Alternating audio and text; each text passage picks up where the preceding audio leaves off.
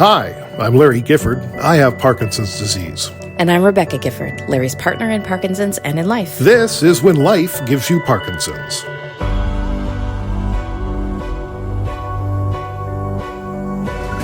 Today, we're talking lessons, stories, tremors, and triumphs as we revisit highlights from the World Parkinson Congress 2023 in Barcelona, Spain. Take 3. Full disclosure, this is the third time we are attempting to, and I'm not even going to say we're going to do it because I'm going to say it's an attempt. Yeah, so the first time I was off. The second time... No, just not just off.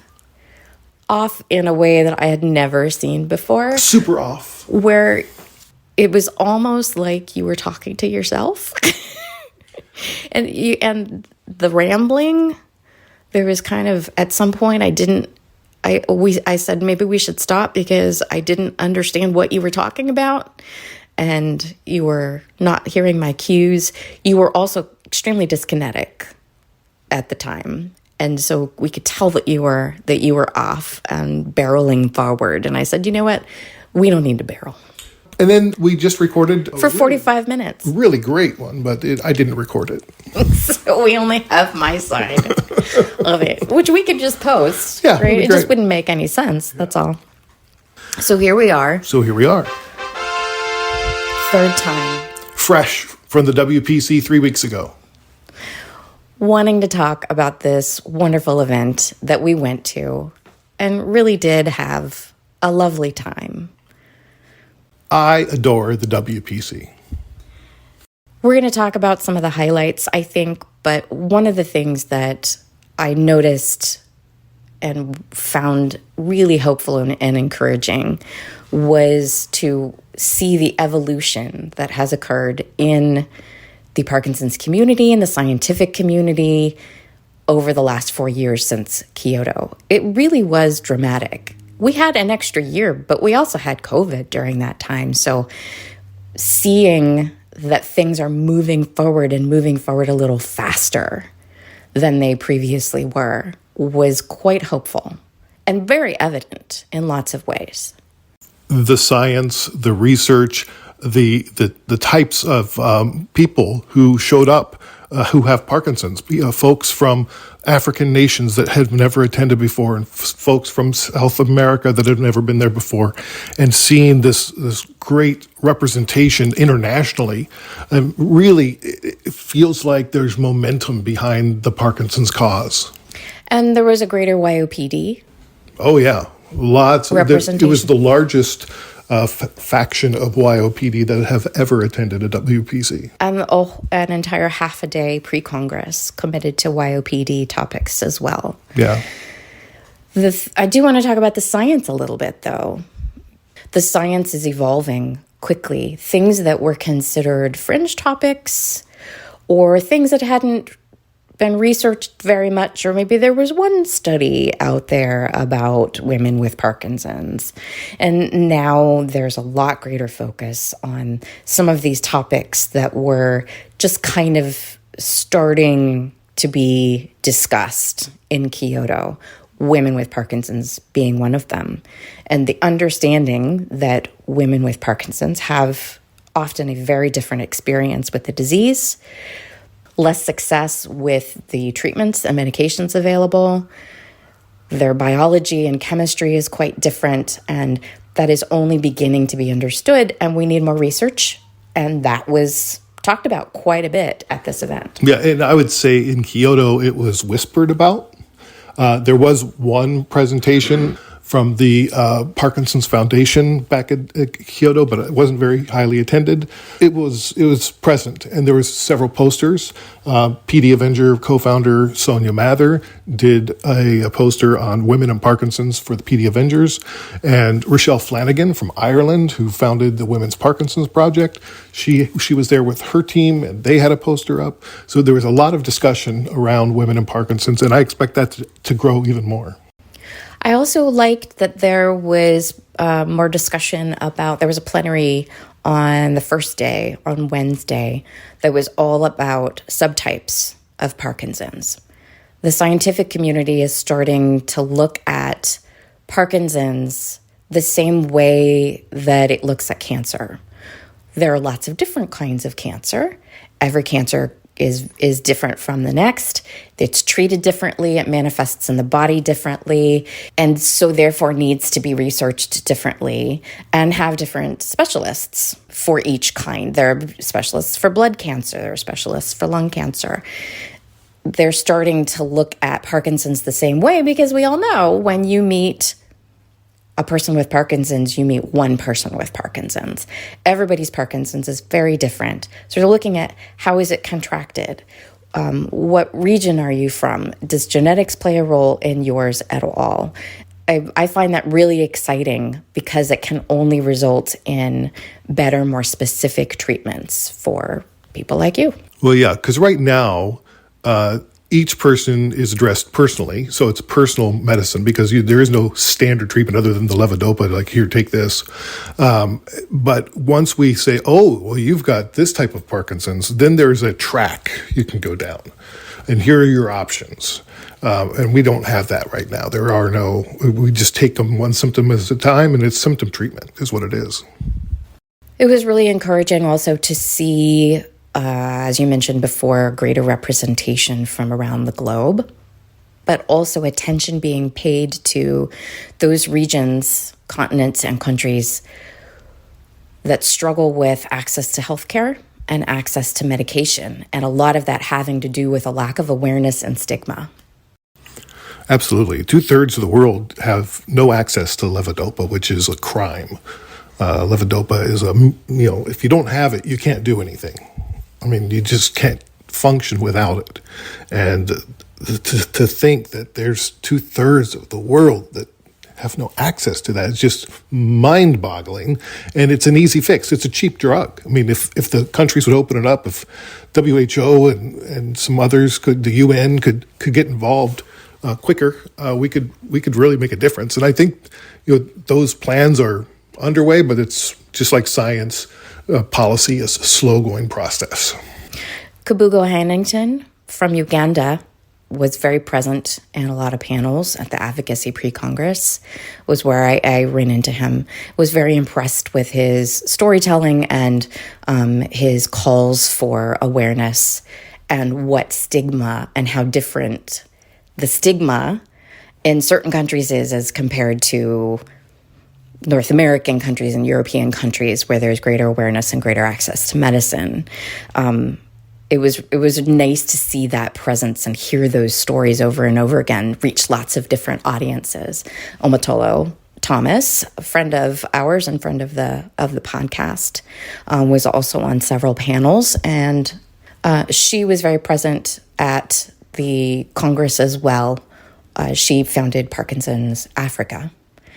So there was a lot of representation there. We have some new friends from South America, and that's a growing population where they still struggle with, even the more developed countries are still struggling with access to healthcare and awareness of Parkinson's.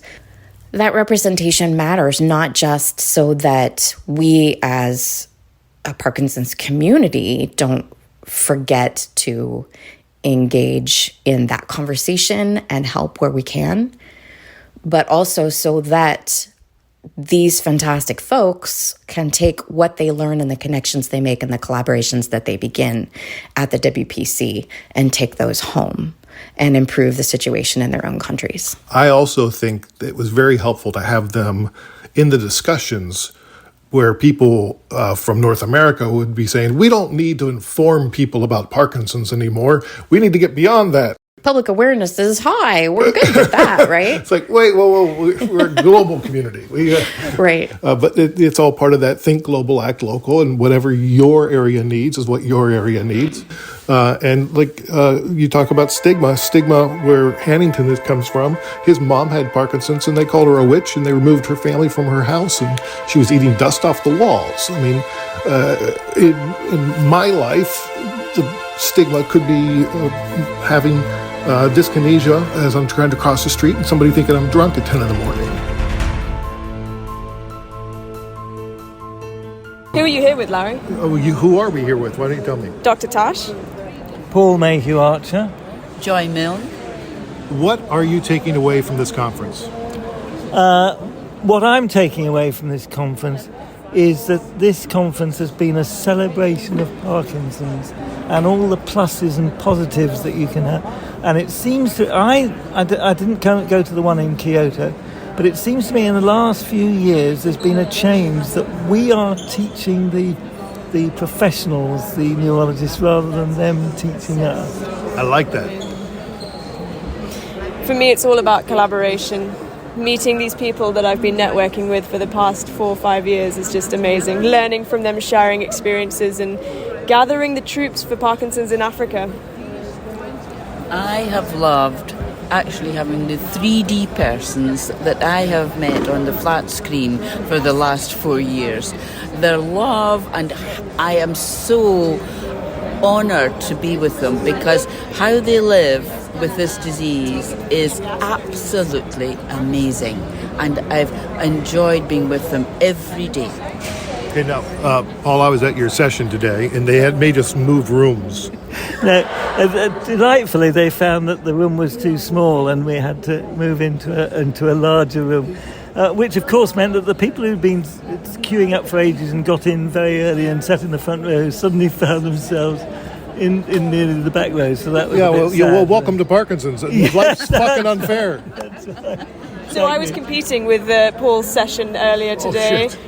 So we were competing for the audience. How'd you do? My room was full too, so there we That go. is 2 fantastic. very Awesome. popular sessions. So you had a movie. I did have a movie. What was the movie? We were Yeah, Joy was crying her eyes out. I was crying my eyes out. We premiered our film on Parkinson's disease in Kenya and the stigma that people experience associated with witchcraft, and actually that leads to people being killed for it. So it was very moving. Well, and we had, for the first time, I believe, a lot of representation from the continent of Africa.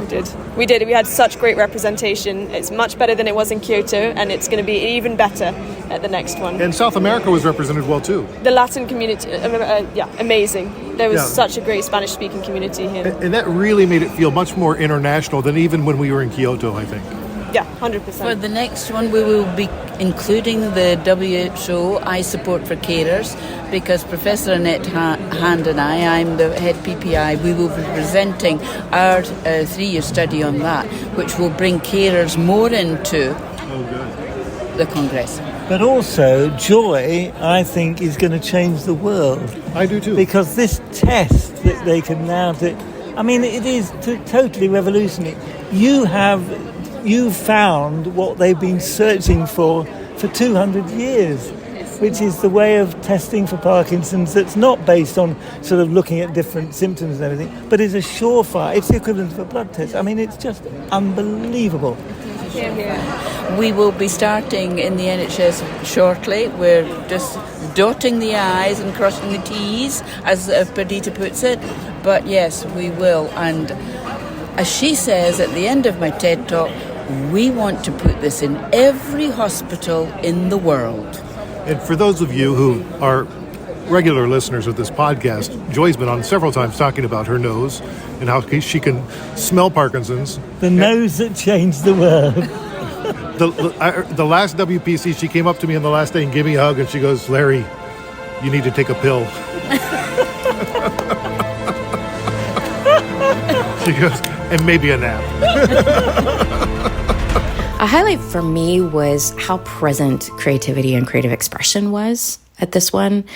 It was everywhere. It was part of the opening ceremony in really beautiful, humorous, collaborative ways. I was on a panel where there were lots of different kinds of creative expression represented, as well as a scientist talking about the benefits of certain kinds of creative expression to the brain and to treating diseases. There was art everywhere. There was a renewal room where there was dance and improv and lots of kinds of creative expression that were explored. It was explored in the Care Partner Lounge that I was involved in. There were a couple of workshops there, one that I led that had to do with using creative expression as a tool along your journey.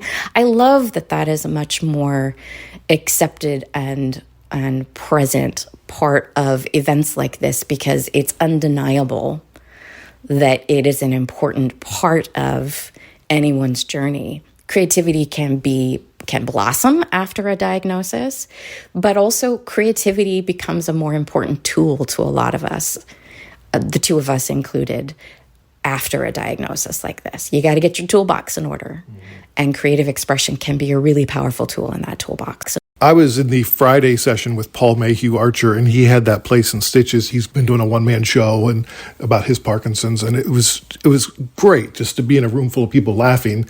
And then Thursday night, we were in another room full of people who were laughing, and it was supposed to be the WPC's entertainment night where people could sign up to sing or dance. The Parkinson's Improv Troupe was set to sort of open and close that Thursday night event, but they canceled it due to funding issues. And so we said, well, we can yes and that. And so Dan Dumsha, who is my coach here at the Tightrope Theater, and the Magical Rosemary.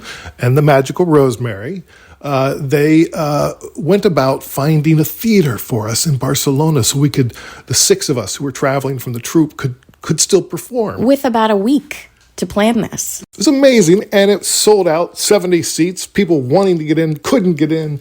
We were the toast of the town, well, at least for that moment. It was a lot of fun, but more than that, it was really meaningful. And it was a group of people supporting these folks on the stage, and you genuinely wanting to entertain us and inform us about Parkinson's and what your experience is and how improv has helped you on your journey. And it was just a lovely, hilarious, meaningful event. Welcome to PD Performance Troupe. Will you open that door and let them out?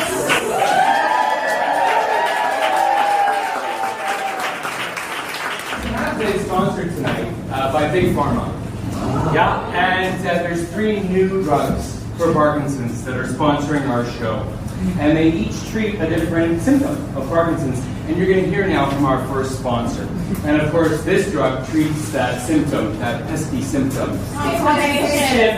Stiffness. This is a drug to treat stiffness. Miriam, I've heard there's this wonderful new drug called Bend and Stretch. Our next sponsor, our next new PD drug, of course, this treats the symptom of constipation. Hey, Shabir, did you go to any seminars today? Yeah, I did. Yeah, did you go to the one about constipation? Oh, yes. Oh, I tried to get in, but it was all full.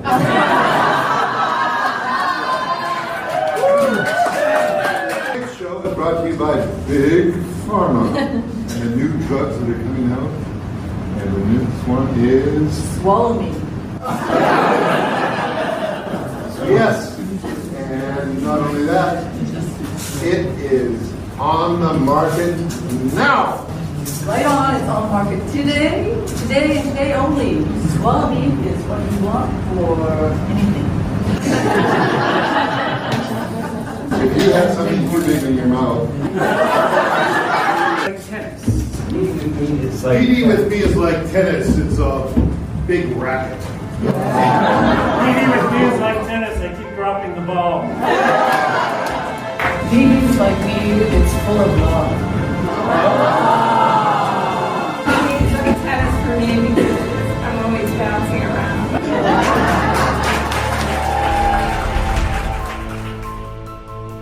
It was definitely a highlight of our time at WPC. For sure. I really enjoyed talking to all the different people that we've been Skyping with or Zooming with through the pandemic, and people that maybe we saw didn't really meet at the last one, or people that we've met since and never met in person. I mean, there was a lot of hugging going on at this WPC. That was definitely the highlightiest of the highlights for me. I love your vocabulary. We're it's all these things. The programming was great, and the events were great, and the presentations were great, and our involvement was great, and responsibilities were great. But really, the main reason to go to this kind of event is the camaraderie and the sense of unity and shared experience and connection that happens when there's a room full of people, an entire building full of people who understand Parkinson's, who are engaged in the Parkinson's community, and are committed to somehow contributing to the Parkinson's community in their own way. And it's one of the few places where the scientific community, the medical community, healthcare provider community is in the same place as the people directly affected by the Parkinson's, the people with Parkinson's, their care partners, their families. At this kind of event, you have the opportunity for all of those folks to mingle together, and that's part of why people go. And then those relationships grow over the years because you're on committees together. Like I was an ambassador, so I was on several committees for this WPC. So some of the scientists I met last time, I got to know better. And then you just run into random people that you've maybe talked to on Zoom at a bigger event, and then you're like, oh, you have a body outside your box. Even on the panels that we were on, had very little interaction with them, and only over Zoom, these lovely people who, once we were actually hearing their presentations, connecting our stories, learning more about them, meeting them in person, these are connections now that are valuable, not just for us as professionals or part of the community, but because they're just these really lovely people and we have this shared commitment towards a goal. Yeah, and I enjoy running into fellow podcasters in the biz. So the movers and shakers from the UK were there, and the trembling EMT Eric Aquino. We sat down and chatted.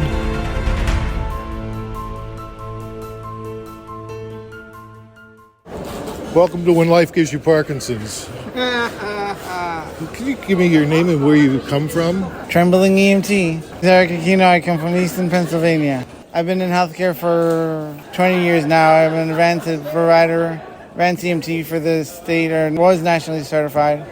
And starting on EMS training for emergency personnel. Oh, you had I see your posters in your hand right now. Yeah. So what kind of reaction did you get to your poster? Oh my God, it's a bigger beast than I thought, and it's something that's needed across the world.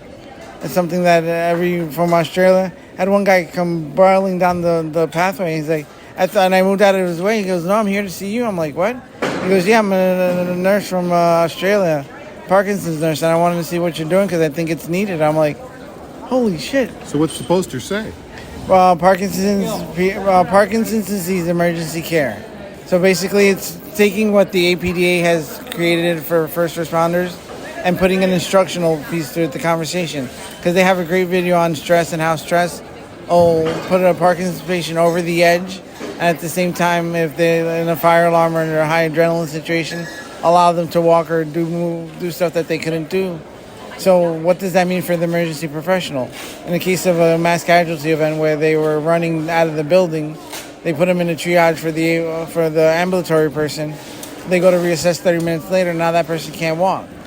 Now they think the person's lying or making things up and say, "No, I have Parkinson's." But Parkinson's is just the shaking. You were able to walk here. Having that knowledge is saying, "Oh, okay." The adrenaline of the situation allowed them to walk. Now they really can't walk. Let's move them to the non-ambulatory section and save time and resources trying to find out why they got there, knowing that they know they got there. Or Parkinson's Foundation has the aware and care kits. Well, they want people to take their medications. Well, how do they get into the hospital? By ambulance. Emergency personnel are trained to tell them don't take your meds with them. So now there's that argument going at the home, arguing back and forth, where the emergency personnel was trained in Parkinson's, like, "Oh yeah, you do need your meds. Let's take them with you." Yeah. Because they want the hospital system to be educated. But where does that introduction to the hospital system start? Not at the ER. It starts in the couch on the side of the road at their job. That's where that conversation starts. That's where they get introduced. Okay, so here you are in this Spain of all the places. Oh, listen, Barcelona. What do you think? I still, you say it and it still doesn't sound real. It's one of those things that this disease has taken so much from me, but at the same time, it's opened doors that I would have never walked through before. What do you think you're going to take away from this week? Motivation and focus and purpose. How have your symptoms been this week with all the added adrenaline? Oh my God, they've been weird because what I think was going to be my barriers and my obstacles haven't, and what I thought I was going to be smooth at and not have a problem with have been just in my face, say, hey, here I am. Like walking, I thought I was going to have more trouble walking. I have more trouble carrying stuff than I did walking, which normally I can carry stuff fine, and walking, I have trouble walking. Been the complete opposite. Parkinson's is something that added stress exacerbates or gives you the energy to do things that you normally wouldn't do. Because you produce that little bit of dopamine you have left. Yes. Nobody's been to a WPC. Well, how would you describe it to them? Picture your favorite concert, your favorite three artists having the same concert at the same time, and you trying to pay attention to all three of them at the same time. For those who weren't at the WPC, I'm wearing bright blue socks and bright pink socks because I've decided it's like we wear our Parkinson's like we wear our socks. We hide them, we don't talk about it, but we all wear socks. Some people wear them out loud and talk about what their crazy socks are. So, and it's something that it's a mindset. It's like Tim Hague says, it's perspective. It's all about perspective. Did you just quote the great Tim Hague? I sure did. And it's something that we can hide it and trip over it because we're trying to shove it in a corner, or we can push it in front of us and say, hey, this is who I am. I'm wearing a red jacket today. I'm wearing my tremors today. I'm wearing my dystonia. Or today I'm wearing my mental fog. You're going to have to deal with it because I can't put it away, so might as well work around it. Love me how I am because this is all I got. Exactly. We don't apologize for our haircut or our wrinkled shirt. Why do we have to apologize for our Parkinson's? Or why do we have to make excuses for our Parkinson's? We don't make excuses when we have a cold or when we have diarrhea. Let's talk more about diarrhea. No, let's not. Any new Lego sets? I got a new Lego set that was a tiger. Ooh. And it was on sale for 85% off at the store. I'm like, I'm just taking it. I don't even... Well, yeah. I just did the Optimus Prime, Fast and the Furious Charger, and the Lamborghini. And what does Lego do for you? It's my occupational therapy. It helps with my dexterity and keeps me focused and moving my fingers and picking up small stuff. It takes me like 30 hours to build this set, but you know what? It's fun and it gets my mind occupied. Yeah, it's awesome. I love it. Someone said I've had this creativity or need to build things, and there's someone who said that there's a correlation with dopamine antagonist and creativity. Oh. Yeah, because ever since... Are you on antagonist? Yeah. I've built, in the past 5 years, I've built seven computer tables and 3 workbenches in my house. I didn't own power tools before I had Parkinson's. And I have a whole workshop in my basement. That's amazing. Yeah. No, not when you spend 3 days in your basement trying to build a small concrete fountain and just compulsion kicks in and... Well, I mean, there's other compulsions that could come with agonists. That is true. I lucked out on the compulsions of building things and not drinking or smoking or... Hypersexuality. But that's something that needs to be addressed too and talked about. We need to educate more people who are going on agonists that these things are possible, so that we can monitor them, because they can break up families. They can, you can be addicted to shopping, or if you're hypersexual, you may go somebody outside the marriage. Yeah. To satisfy that craving, and that's going to lead to nothing but heartache. Well, hell. That's not good. I like that. Well, hell. Oh, hell. All right. Hey, safe travels back to Eastern Pennsylvania. Thank you, sir. Appreciate it. It's always great to see you. Nice to meet you. Or nice to see you. Nice to meet you. I just have Parkinson's. Leave me alone. I love you, man. Love you too, brother. Take care. Along those lines of meeting people, we had the privilege of meeting lots of people who were volunteers for the PD Avengers booth. People we'd never met in person. Thank you. That was really great because it was a bit of a last-minute ad. It needed to be peopled as much as possible in an environment that's very busy and can be overwhelming. And still, so many of you stepped up, which is fantastic. So we just want to do a special shout out to the folks who volunteered at the PD Avengers booth. Yeah, thank you very We much. had a lot of signups too. Yeah, we got over 100 people signed up for PD Avengers in that 3 days. New signups. Yeah. Fantastic. We also heard from many of you, the folks who are our listeners and maybe fans of the podcast. A lot of you came up and said hello, how much you appreciate the podcast. Just wanted to say hi, put a face to the name, to the voice.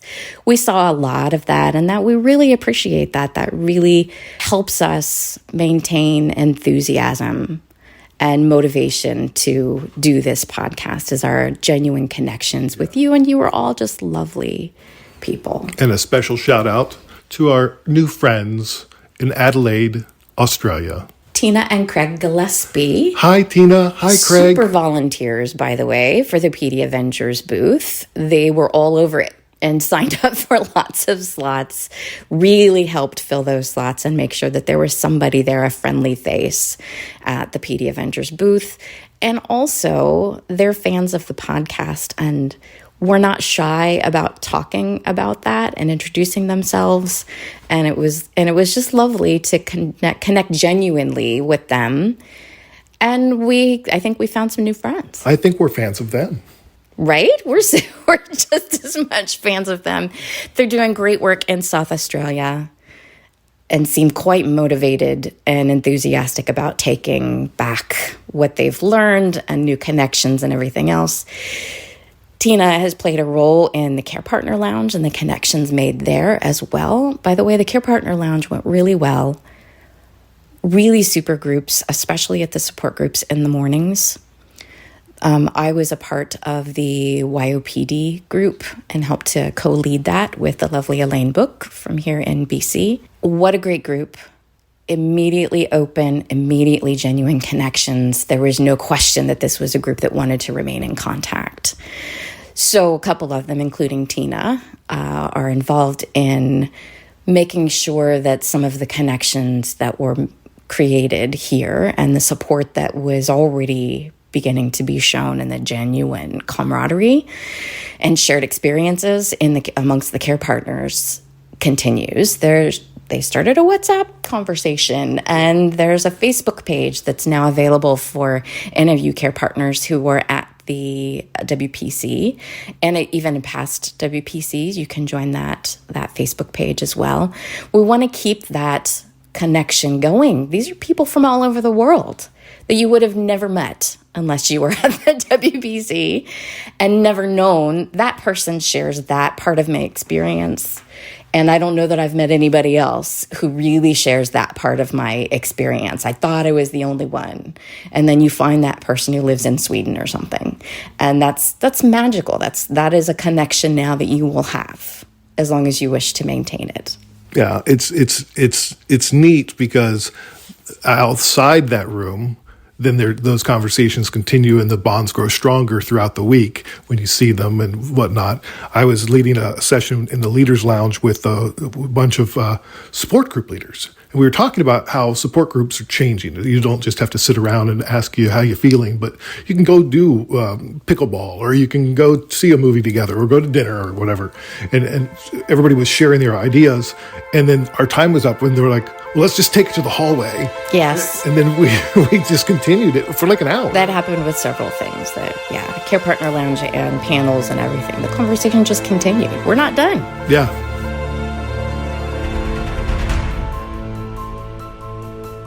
Can I ask you ladies a few questions? I'd love it. Okay, first introduce yourself, where you're from, and tell me one cool tip you have for a support group. Okay. I'm Julie Worden. I'm from Brooklyn, New York. I work with the Hispanic community in Dance for PD, and I think the main thing is to get out to unusual environments to get awareness for families dealing with PD. I'm Jane Williams. I'm from London, Kentucky, and I have discovered, actually through being at this conference, that one of the most powerful tools people have is their local library. Use your local library or the library. If you're trying to reach out, go to libraries in surrounding communities and build it that way, because they reach people, the libraries reach people that we had never been able to reach before. And what is one other thing that you've learned at this conference that you're going to apply when you get home? Humility. How do you mean? The bigger picture, there is so much force, the energy and the optimism in this community and the creativity in this community is so humbling and mind-boggling and opening in such refreshing ways. To build on what Julie said, the humility, reach out to everybody. When you have something that needs to be done, don't just think you have to get just these real strong, able-bodied people. Be very inclusive of everybody, and you'll be really surprised what you'll come up with. Jeff Constable from Melbourne, Australia. My idea is put yourself out there and lead by example.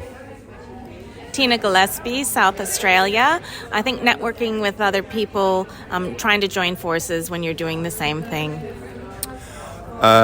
Craig Gillespie from South Australia, and I can see how Jeff's idea can be like a link between groups in different provinces, different states, and put yourself out there and make a spectacle of yourself and lead by example. Off the bridge. Yeah. Sheena Bottrell from Melbourne. I think just being a good advocate and talking out about Parkinson's and trying to help people in a group. Then one other question. At the conference, what is the one thing that you're going to apply as soon as you get home that you learned here?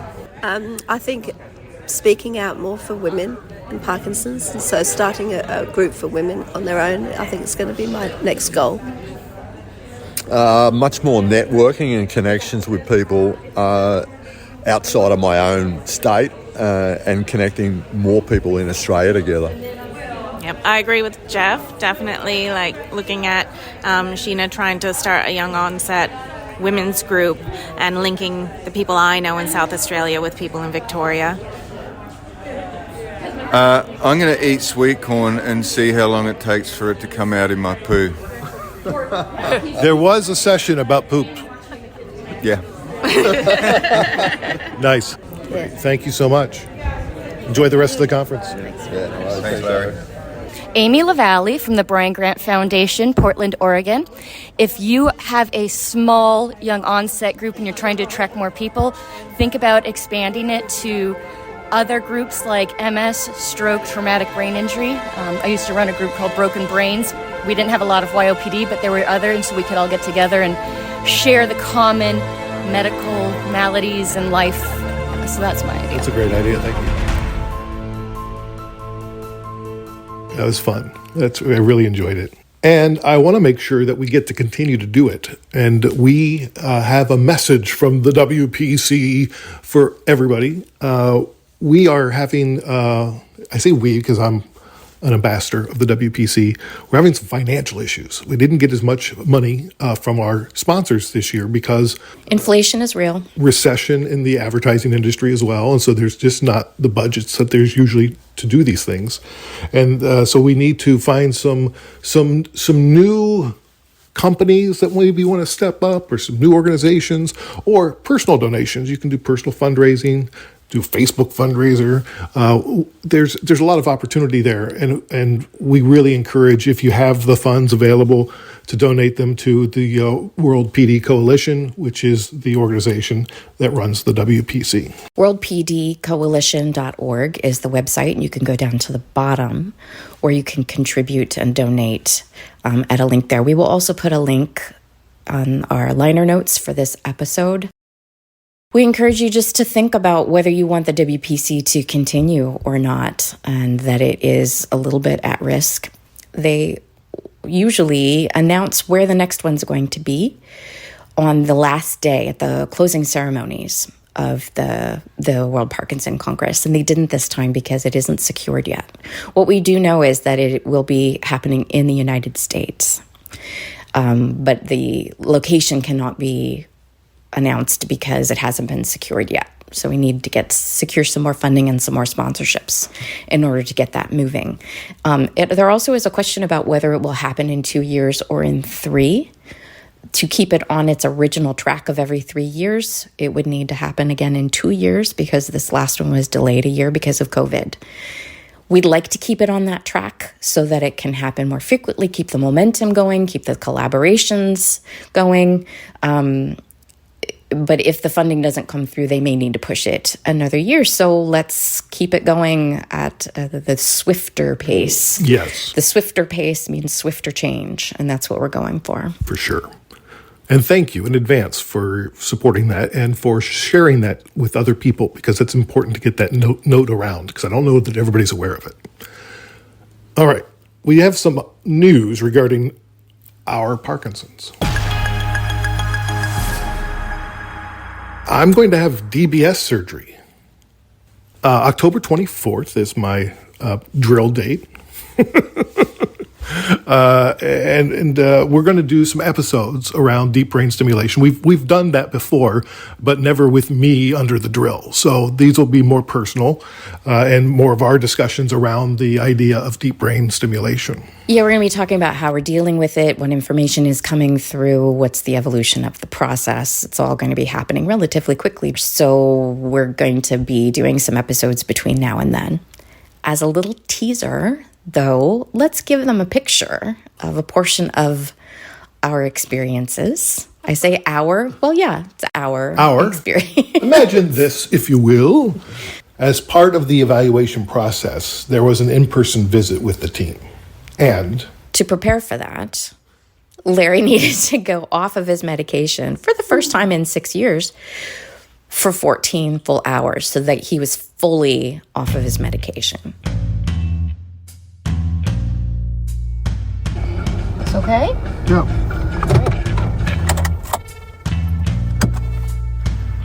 Oh, ooh, ooh.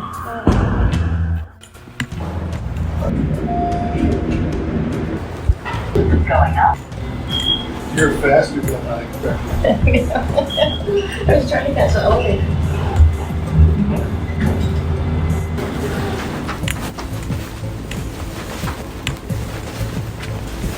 Good morning. Good morning. Hi, Larry? Yeah. Nancy. How could you tell? And Rebecca. Yeah. Hi, nice to meet you. Hi, nice to meet you. Come on with me. We're going to go down to...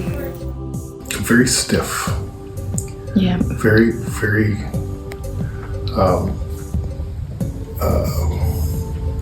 rigid and tense. I guess it's like very slow to think and walk and talk, apparently. Inside, like I can see that I'm moving faster in my head than I am on my outside. Does that make sense? So it's a little bit feeling trapped. And then the idea is the greater the difference in scores, especially motor-wise, then the more you believe the DBS would be effective. Right. So we usually look for a 40% drop in scores, and just like I said, without adding it up, I'm pretty sure we've got over that. Like you've gone from, you know, you're really slow, like your movement was very sparse, very small movements, you know, very slow movements. And when I see you now, you're much more fluid, your movements are a lot quicker, your walk speed and your walk has improved. So to me that looks really good. So, you know, I would think you've got a good drop in scores. Hello. Hey Larry, it's Dr. Honey. Hi Dr. Honey, how are you? I'm very well. Nice to put a face to a name. Yeah, same, likewise. How are you? Hi, nice to meet you, Rebecca. Hey Rebecca, Chris. Nice. So all your tests look good for candidate for surgery. We're going to try and capture how you were when you were at your best on the meds. but we can't lift you up better than that, how you were 10, 15 years ago. Yet.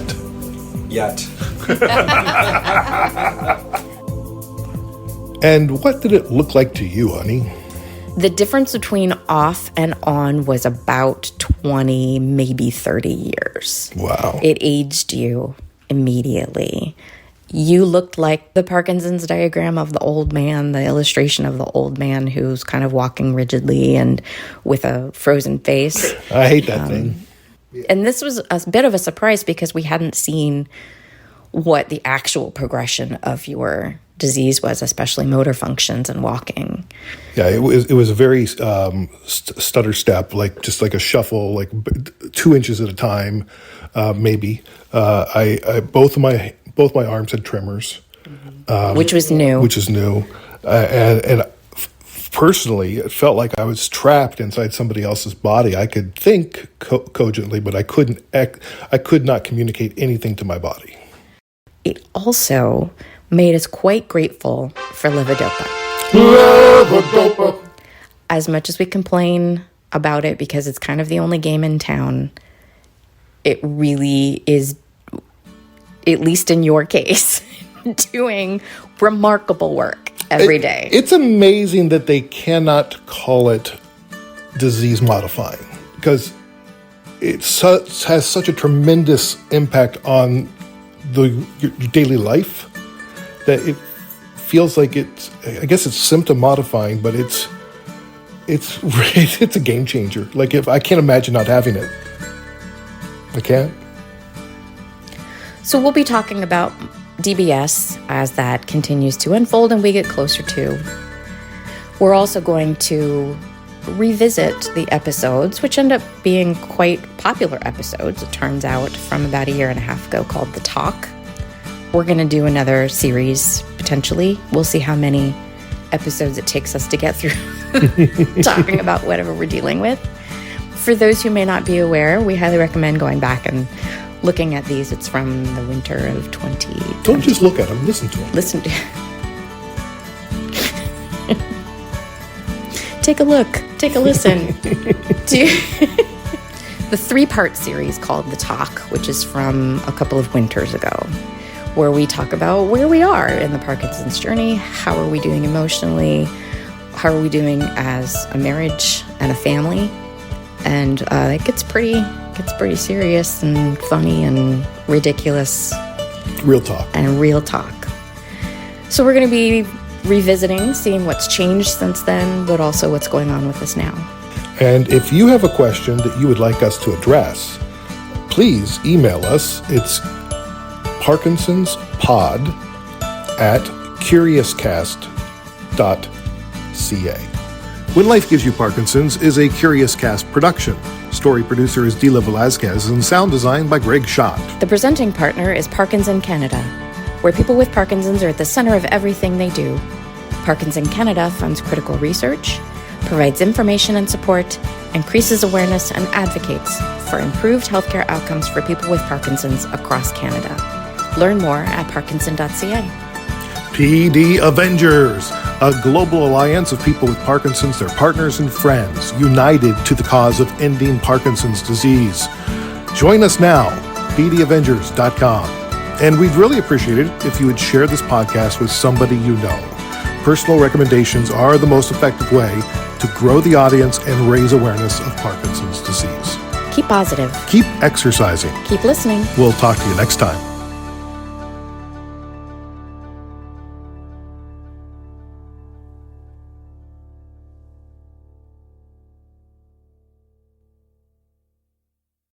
Canada may be known for its landscapes and friendly people, but beneath the surface lies a darker side of crime, history, and the paranormal. Since 2017, the award-winning Dark Poutine podcast has explored the shadowy corners of the Great White North and beyond, delivering chilling tales from a uniquely Canadian perspective. Hosted by Mike Brown and Matthew Stockton with over 300 episodes and fresh releases every Monday, Dark Poutine is your weekly ticket to the creepier side of Canada.